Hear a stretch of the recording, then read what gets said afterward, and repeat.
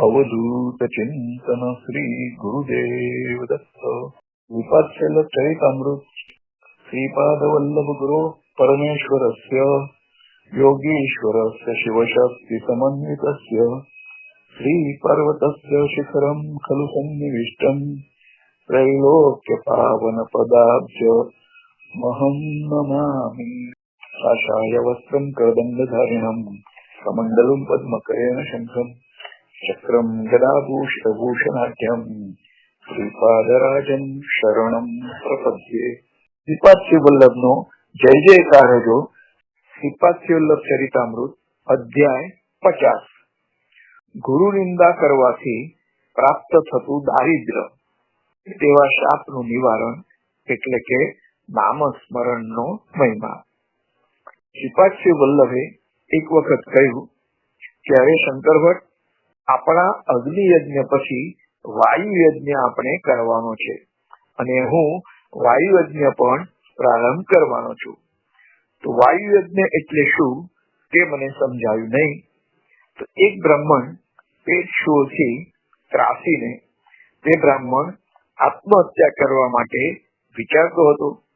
તો શ્રીપાદ પ્રભુએ તે બ્રાહ્મણને કહ્યું કે તે ગયા જન્મે તારા વાક બાણોથી એટલે કે કટુ વચનોથી અનેક લોકોને તે ઘાયલ કર્યા છે અને અંતઃકરણ વિંધાઈ જાય તેવા વચનોથી અનેક લોકોને તે દુઃખી કર્યા છે। તો તે કર્મના ફળ સ્વરૂપે તને આ ઉદર શૂળની વ્યાધિ ત્રાસ આપે છે। તો મનુષ્યના વાણીનો દોષ દૂર કરવા માટે કળિયુગમાં ભગવાન નામ સ્મરણ જેવો બીજો કોઈ પણ ઉપાય નથી। ઘણા લોકો એટલા ઝડપથી તરત એમના મુખ દ્વારા વાણી નીકળી જાય છે અને પાછળથી એમને પસ્તાવો થતો હોય છે।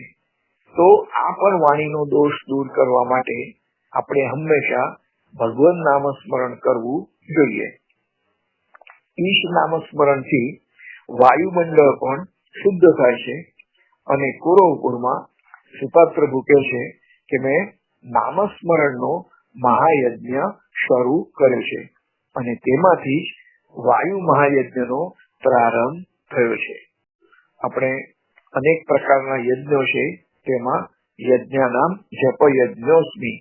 તો ઈશ્વરનો નામસ્મરણનું અખંડ આપણે જપ કરીએ તો એ પણ એ યજ્ઞ કહેવાય છે અને એ યજ્ઞ થકી આ પર્યાવરણ શુદ્ધિ થાય છે, વાતાવરણ શુદ્ધિ થાય છે અને આપણે જે બોલીએ તો આપણું તન મન એ પણ શુદ્ધ થતું હોય છે। યોગ માર્ગથી સ્થાયી રૂપે પરા પશ્યંતી મધ્યમાં અને વૈખરી આ ચારેય પ્રકારની વાણીને નિયંત્રિત કરી શકાય છે।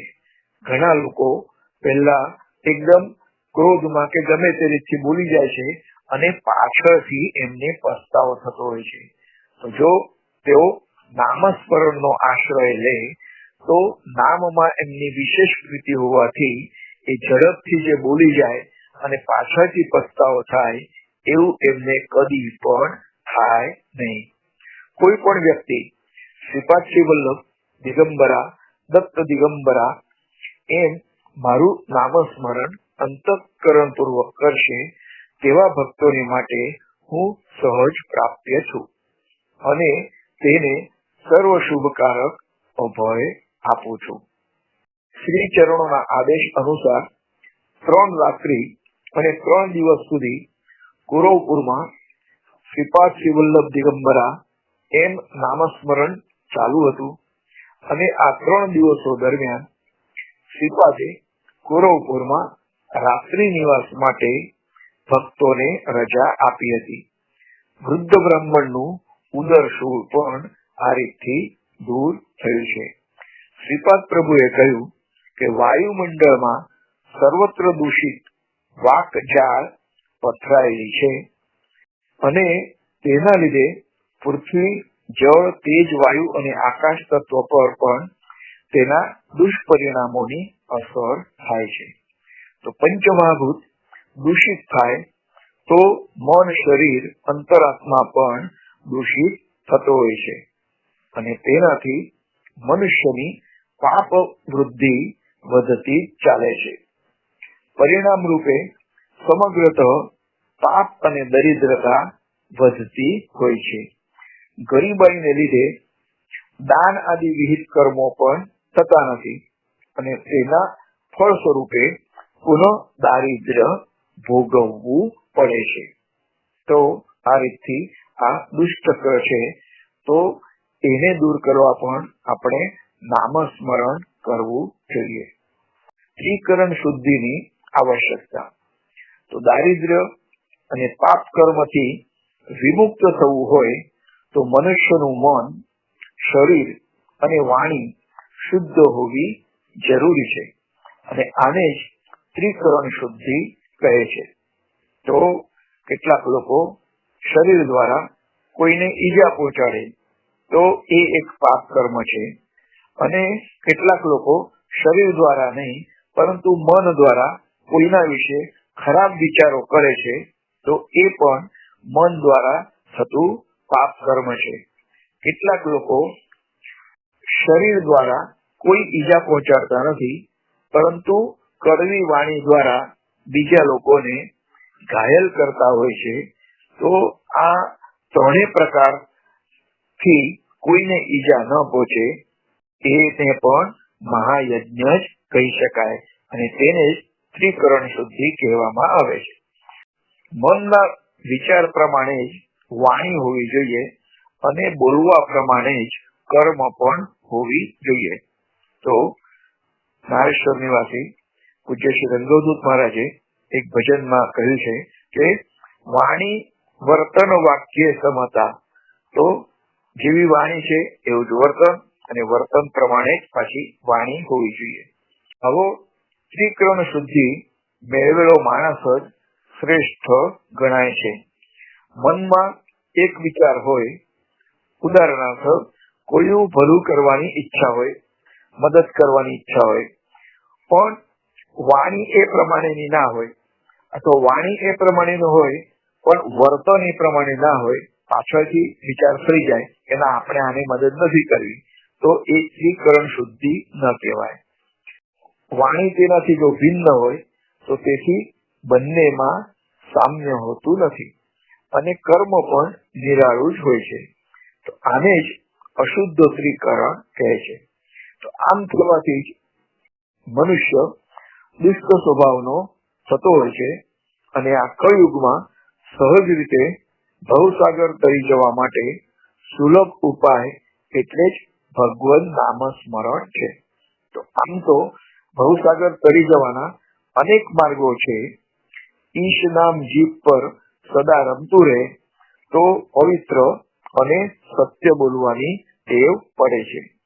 નામસ્મરણ કરતા મન ઈશ્વરમાં કેન્દ્રિત કરતા મન પણ પવિત્ર થતું હોય છે અને આમ કરવાથી પવિત્ર કર્મો કરવાની પ્રેરણા મળે છે.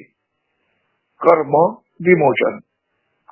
એક દિવસ એક ક્ષય રોગી કોરવપુરમાં આવે છે અને તે મધુમેહ એટલે કે ડાયાબિટીસ સાથે અનેક રોગોથી ગ્રસ્ત હતો. તેને જોઈને શ્રીપાદ પ્રભુ ખૂબ ગુસ્સે થયા અને તેમણે કહ્યું કે આ મનુષ્ય ગત જન્મમાં એક લૂંટારૂ હતો. આણે અનેક લોકોના ઘર લૂંટ્યા છે અને કન્યાના લગ્ન માટે એકઠું કરેલું ધન પણ લૂંટી લીધું છે. આથી કન્યાના બાપ કન્યાનો વિવાહ કરી ન શક્યા અને યોગ્ય ઉંમરે કન્યાનું લગ્ન ન કરી શકવાને લીધે તેને જાતિમાંથી બહિષ્કૃત કરવામાં આવ્યો છે. વરદક્ષિણા વગર યોગ્ય મૂર્તિઓ પણ મળતો ન હતો.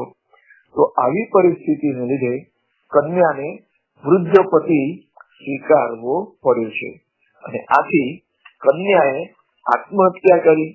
તો આ રીતે એક આશાસ્પદ કન્યાનું જીવન પણ વ્યર્થ થયું છે.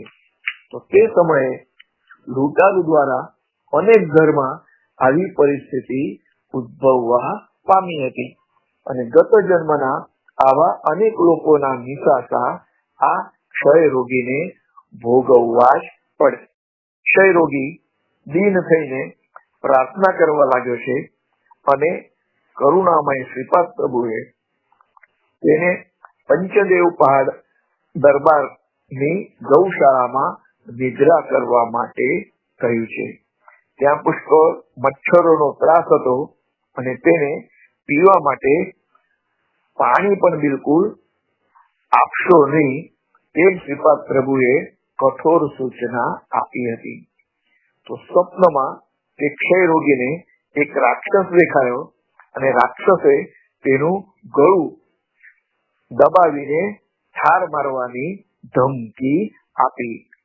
બીજા સ્વપ્નમાં તેને અનુભવ થયો કે તેની છાતી પર મોટો પથ્થર મુકાયો છે અને તે પથ્થર પર ફરી એક પહેલવાન બેઠો હતો. તો આ બંને સ્વપ્નના લીધે તેનું કર્મફળ નષ્ટ થઈ ક્ષયરોગી નિરોગી બન્યો છે. તો જે કર્મફળ ભોગવવા તેને અનેક વર્ષો લાગવાના હતા તે દુઃખ તેણે થોડા જ સમયમાં ભોગવ્યું અને તે કર્મફળ નષ્ટ થયું છે. તો આ રીતે શ્રીપાદની કૃપાથી દીર્ઘકાળ સુધી ભોગવવાનું દુઃખ થોડા જ સમયમાં ભોગવી તે કર્મફળમાંથી મુક્ત થઈ નિરોગી બન્યો છે. શ્રીપાદશ્રી વલ્લભનો જય જયકાર હતો. શ્રીપાદશ્રી વલ્લભ ચરિતામૃત અધ્યાય 50 સમાપ્ત. અવધૂત ચિંતન શ્રી ગુરુદેવ દત્ત.